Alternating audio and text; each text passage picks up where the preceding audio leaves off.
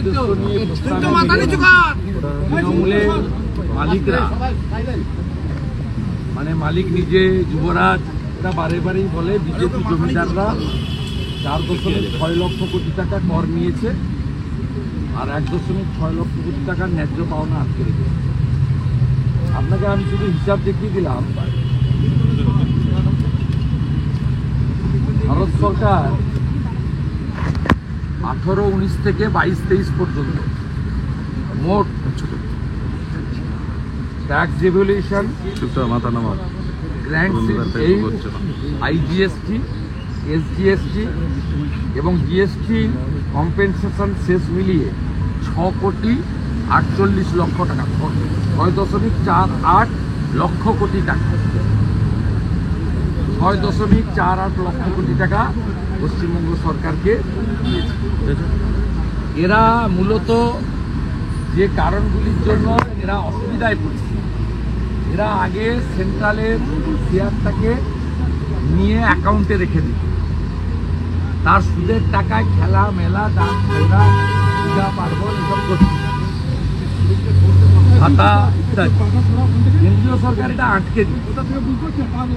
তারা প্রত্যেকটা রাজ্যেই ফাইন্যান্সিয়াল ডিসিপ্লিন চালু করেছে, যার মধ্যে এরা আসতে রাজি নয়। তাই এটা তো আলাদা রাজ্য, আলাদা জাতীয় বাংলা ছবি, আলাদা পতাকা, আলাদা সংবিধান, আলাদা রুলস, পূজা পার্বণের আলাদা পদ্ধতি, সবই এখানে আলাদা। অর্থাৎ ওরা কিন্তু ভারতবর্ষ একটা সিস্টেমে চলে। এবারে আমি আপনাদের এখানে শুধু উদাহরণ দিয়ে বলছি কয়েকটা স্কিম।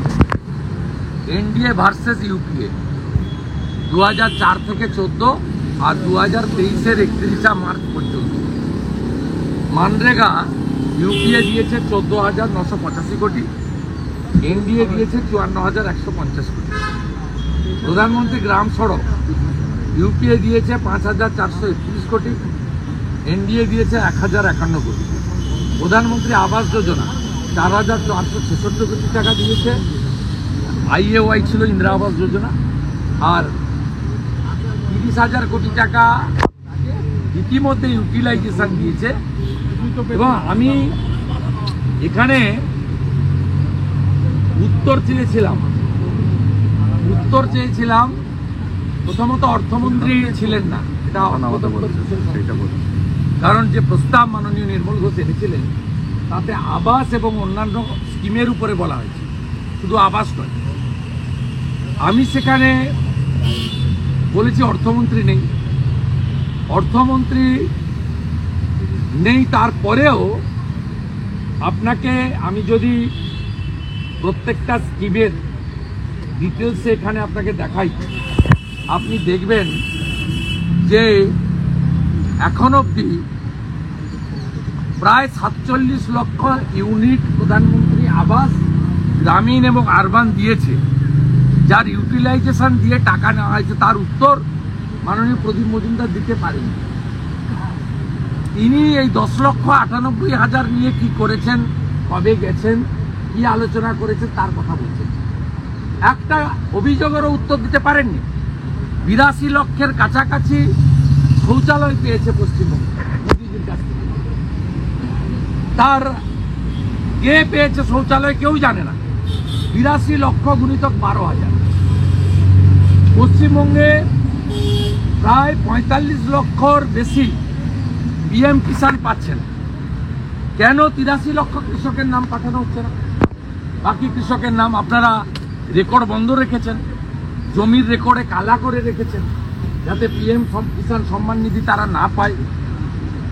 এবং প্রত্যেকটা জিনিসে আমরা বলছি আপনি সেন্ট্রাল স্কিমগুলো চালু করেননি কেন? পিএম ক্রপ ইন্স্যুরেন্স পশ্চিমবঙ্গে নেই, আয়ুষ্মান ভারত আপনার কার্ড বাইরের রাজ্যে চলে না। ওপিডিতে বাঙ্গালোরের দেবী সিটি বলুন, মুম্বাইয়ের ক্যান্সার হসপিটাল বলুন, সিএমসি ভেলোর বলুন, ওপিডিতে 50% পশ্চিমবঙ্গ, প্রত্যেকটা হসপিটালে।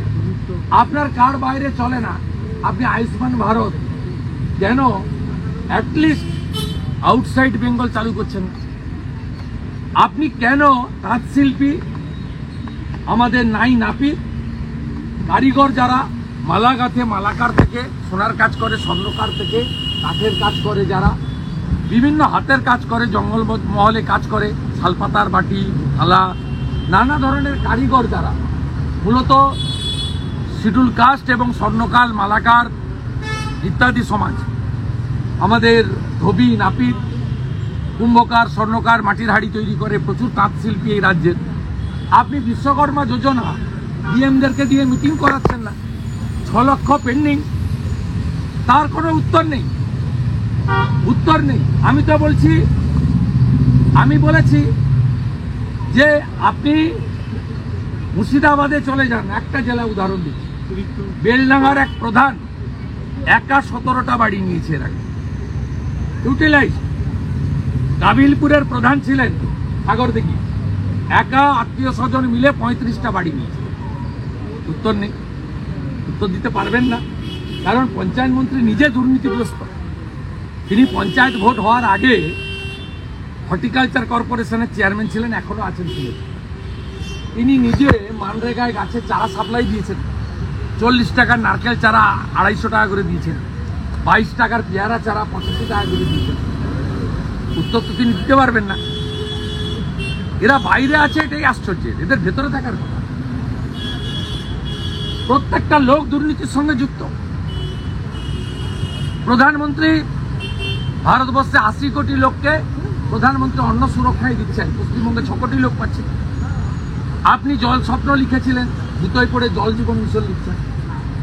আপনি বস্তাতে প্রধানমন্ত্রী অন্ন সুরক্ষা লিখবেন না বলেছিলেন রেশনে, এখন দুটোই পড়ে পীযূষ গোয়েলকে লিখছেন যে এখন থেকে কেন্দ্রের পাঠানো ব্যাগ আমরা ব্যবহার করব। এই যে দম্ভ উদ্ধত্ত, এটাই হচ্ছে আপনাদের পতনের কারণ। আমি যখন বললাম আধারের সঙ্গে জব কার্ডের লিঙ্ক করতে গিয়ে 1 কোটির উপরে তো বাদ গেছে, আমি বলেছি 25 লক্ষ জব কার্ড হোল্ডার এমন তালিকা কেন্দ্রের তদন্তকারী সংস্থা বের করেছে যারা ভুয়া জব কার্ডে টাকা তুলেছে। কেন্দ্র বলছে এদেরকে অ্যারেস্ট করুন, টাকা আদায় করুন, সরকারের টাকা, সাংবিধানিক স্কিম। আপনি উত্তর না দিয়ে আপনি বলছেন উত্তরপ্রদেশে আমাদের থেকে বেশি বাতিল হয়েছে। অতএব আজকে বিধানসভাতে তথ্য দিয়ে, ডাটা দিয়ে আমি প্রমাণ করে দিয়েছি দুর্নীতিগ্রস্ত রাজ্য সরকার সাধারণ মানুষের অধিকার কেড়ে নিচ্ছে শুধুমাত্র রাজনৈতিক কারণে।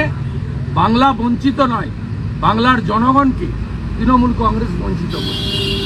আমি মানরেগা নিয়ে স্পেসিফিক বলেছি যে কেন্দ্রীয় সরকারের যে ইনভেস্টিগেটিং টিম, তাদের যে রেকমেন্ডেশন, বিশেষ করে 25 লক্ষ ভুয়া জব কার্ড যারা টাকা তুলেছে, টাকা আদায় করে গ্রেপ্তার করা শুরু করুন। আমরা সবাই বলবো ভবিষ্যতের ক্ষেত্রে যাতে ত্রুটি না হয়, স্কিম চালু হওয়া উচিত। এবং 100 দিন নয়, আপনি বলছেন 50 দিন দেবেন। আমরা মমতা ব্যানার্জিকে বলছি আপনার অনেক টাকা রাজ্যে, আপনি 200 দিনের কাজ দিন, আমরা বাহবা জানাবো।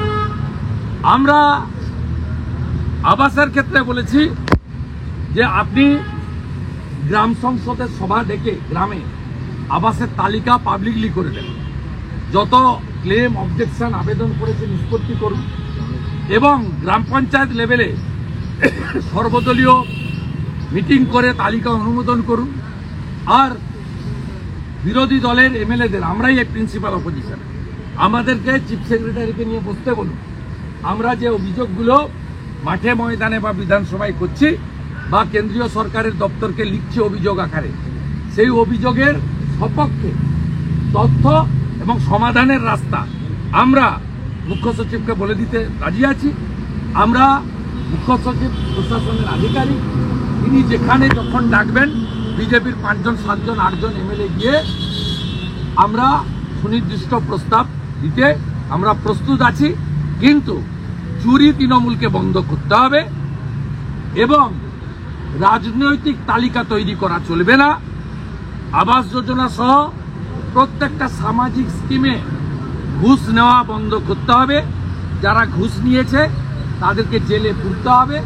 যারা এই চলমান স্কিমে আগে বেআইনিভাবে বেনিফিশিয়ারি হয়েছে, বেনিফিট নিয়েছে, তাদের টাকা আদায় করতে হবে। বলছি সিদ্দিকুল্লাহ চৌধুরী একটা দারুণ কথা বলেছেন আজকে, যে এখানে যদি হামদো হামারে চার না হয় চীনের সাথে লড়াই করা যাবে না, চীনের সাথে লড়াই করার জন্য এই হামদো হামারে চারটা খুব জরুরি। জনসংখ্যা আমি এটা নিয়ে বলবো না, উনাদের শুনুন, উনি উনার জনপ্রতিনিধি মন্ত্রী এবং তিনি একজন বিশিষ্ট শিক্ষক। আমার মনে হয় এরকম একজন সিনিয়র লোক তার এইসব পরিচিতির বাইরে চলে যাচ্ছে। তিনি এই যদি কথাটা বলে থাকেন, এটা ওই যে আপনার যে বক্তব্য রাখেন না ওনাদের, সেই কি বলে সেই বক্তব্য উনি মানে ওই যে হুজুর বলে বক্তব্য সব হয় বিভিন্ন ধর্মীয় আলোচনায়, সেই সভাতে এরা বাংলাদেশের লোকরাও এরকম বলে। মৌলানা যারা আসেন এখানে তারা বলেন যে আমরা প্রয়োজনে 12টা নেব, ওদের হাতে পারমাণবিক বোম আছে, আর আমরা জনবিস্ফোরণ করে উড়াই যাব। আমি খুব অবাক হয়ে যাচ্ছি, এইরকম একজন শিক্ষক পেশায় এবং জনপ্রতিনিধি মন্ত্রী দুটো টার্মে তিনি এই ধরনের কথাবার্তা বলছেন। কি শেখাচ্ছেন আপনি? এই কারণে দেখুন, এটা আমার বিজেপি হিসেবে বা এমএলএ বা বিরোধী দলনেতা হিসেবে নয়, ভারতবর্ষের একজন সচেতন নাগরিক হিসেবে আমার দাবি, কেন্দ্রীয় সরকারের অবিলম্বে আমাদের দেশে জনসংখ্যা তাকে নিয়ন্ত্রিত করে দেশের প্রগতিকে এগিয়ে নিয়ে যাওয়ার ক্ষেত্রে উদ্যোগ গ্রহণ করা উচিত। এটা আমার ব্যক্তিগত। আপনি যখন আজকে বলছিলেন তখন ওয়াকফ বিল আসছে না, প্রস্তাব ওয়াকফ বিল আনার অধিকারই নেই। এরা যেগুলো করছে সব অনধিকার। সোমবার দিন আমাদের এমএলএরা অংশগ্রহণ করবেন। সোমবার আমি বনগাঁতে থাকবো বিক্ষোভে। আমি মঙ্গলবার ওনারা যে ভোট ব্যাংকের উদ্দেশ্য নিয়ে রাজনীতি করতে চাইছেন তার উত্তর দেব। গতকাল সিদ্দিকুল্লাহ চৌধুরীরা কিছু ধর্মীয় শিক্ষা প্রতিষ্ঠান থেকে 18 বছর হয়নি এমন ছেলেদেরকে নিয়েছে কলকাতার বুকে এমন গরম গরম কথা বলেছেন, তাতে আইন শৃঙ্খলা অবনতি হতে পারে। একই কায়দায় আগামীকাল তৃণমূল রানী রাসমণি রোডে তারাও সম্পূর্ণ পশ্চিমবঙ্গের এবং কলকাতার আইন শৃঙ্খলা অবনতি করার জন্য তুষ্টিকরণ পোষণের রাজনীতি এবং ধর্মীয় কার্ড খেলতে সমাবেশ ডেকেছে। এই সোম মঙ্গলবারের অযৌক্তিক এবং ক্ষমতা বহির্ভূত প্রস্তাব, যা রাজ্য সরকারের এখতিয়ারভুক্ত নয়, যখন জয়েন্ট পার্লামেন্ট কমিটিতে আন্ডার কনসিডারেশন ফাইনাল রিপোর্ট পার্লামেন্টে প্লেস হয়নি, তখন এই ধরনের উদ্দেশ্য নিয়ে প্রস্তাব আনা এবং তার উপরে ভোট ব্যাংকের রাজনীতি করে বক্তব্য রাখা, এটার উদ্দেশ্য কেবলমাত্র আগামী বিধানসভা নির্বাচনে 100% মুসলিম ভোটকে সুনিশ্চিত করা। মঙ্গলবার আমি এবং আমার সাথীরা সোমবারও বলবেন, আমরা এর সঠিক জবাব উত্তর দিয়ে দেব। আমাদের পক্ষে বিশ্বনাথ কারক থেকে, শঙ্কর ঘোষ থেকে, অগ্নিমিত্রা পাল থেকে, শিখা চ্যাটার্জি থেকে, মনোজ ওরাও থেকে, বুধরাই টুডু থেকে, এরাও পশ্চিমবঙ্গে ওয়াকফের সম্পত্তি নিয়ে তৃণমূল কিভাবে ব্যবসা করছে, জাভেদ খানরা কিভাবে বাইপাসের পাশে প্রমোটারদেরকে বিক্রি করছে এবং কিভাবে পশ্চিমবাংলায় জনজাতি আদিবাসীদের জমি কেড়ে নেওয়া হচ্ছে, তার তথ্য সহ বক্তব্য বিজেপি এমএলএ ব্রিগেড বিধানসভায় দেবে। মঙ্গলবার আমি দেব। সোশ্যাল সেকুলার পার্টিগুলো তারা বাংলাদেশের সংখ্যালঘু বলছে, হিন্দু শব্দটা ব্যবহার করতে তাদের যেন আপত্তি রয়েছে। তাদের এগুলো সেকুলার পার্টি নয়, এগুলো কমিউনাল পার্টি। যেমন সিদ্দিকুল্লাহ চৌধুরী চীনকে দেখান, সিপিএমও সেই মতো বাইরের লোককে দেখান। ভিয়েতনাম আমার নাম তোমার নাম। প্যালেস্টাইনে বোম পড়লে মিছিল হয়, বিমানবাবুর মতো বয়স্ক মানুষকেও হাঁটতে দেখা যায়। মৌলালি থেকে হাঁটেন, শুরু করেন হাঁটা। এখন মুখে বন্ধ, মুখে খুলুক, একমাত্র রাষ্ট্রবাদী ভারতীয় জনতা পার্টি রাস্তায় আছে, অন্য কেউ নেই। আগামীকাল দুটো বড় মিছিল হবে, একটা যাদবপুরে আর একটি বারাসত। বলছি নকশাল বাড়িতে এমন জিনিস উদ্ধার হলো যেটা পারমাণবিক বোমার সঙ্গে যুক্ত, এ রাজ্যে তাই পাওয়া যাবে। তৃণমূলে এর আগে খাড়গড়াগড় বিস্ফোরণ হয়েছিল, সিদ্দিকুল্লাহ চৌধুরী কি বলেছিল স্মরণ করুন। হুমায়ুন কবির তিনি বিজ্ঞান দিয়ে বলছেন যে আমার কথা বাস্তবে শোনা হয়নি, তাই জন্য হতাশ। আপনি যেটা বললেন না, কলকাতার নেতারা বেশি প্রাধান্য পায়, আজকে হুমায়ুন কবির একই কথা বলছেন। আমি উত্তর দেব না। আমি হুমায়ুন কবির শেষ পর্যন্ত কি করেন তার অপেক্ষায়। আপনার মিডিয়া ও তাড়াহুড়ো করে। হুমায়ুন কবির শেষ পর্যন্ত কি করেন, কারণ তিনি 24-এর লোকসভা ভোটের আগে ইউসুফ পাঠানকে গুজরাটি বলেছিলেন। তারপরে ভাইপো ডেকে ওকে আর নিয়ামত ডেকে টুপি করিয়ে দিয়েছিল, পরের দিন ধাই করে নামতে নেমে পড়েছিল। আলটিমেটলি কি করেন দেখি, তারপরে উত্তর দেব। বলছি Bangladesh it is too early to say. দাদা একটা শেষ প্রশ্ন, বাংলাদেশের ইউনিভার্সিটিগুলোর বাইরে ভারতের পতাকা আলপনা করা হচ্ছে যাতে তার উপর পা রেখে হেঁটে চলে যাওয়া যায়। আমি প্রণাম করি ডাক্তার ইন্দ্রনীল সাহাকে। তিনি বলেছেন আমার দেশ আগে, রোজগার পরে। ভারতীয় পতাকা পদদলিত হয়েছে। আমি বাংলাদেশের রুগীদের চিকিৎসা করব না। আমি গোটা ভারতবর্ষের ডাক্তার সমাজ, ব্যবসায়ী, ভারতপ্রেমী নাগরিককে সম্পূর্ণভাবে বাংলাদেশিদের বয়কট করার জন্য অনুরোধ করব। বাংলাদেশের মৌলানা যদি বলতে পারেন যে প্রামাণিক সিল হিন্দু সম্প্রদায়ের নাপিতদের কাছে চুল দাড়ি কাটবেন না, মোদকদের কাছ থেকে মিষ্টি নেবেন না, ময়রা হিন্দু বাড়িতে মিষ্টি বানিয়ে খান।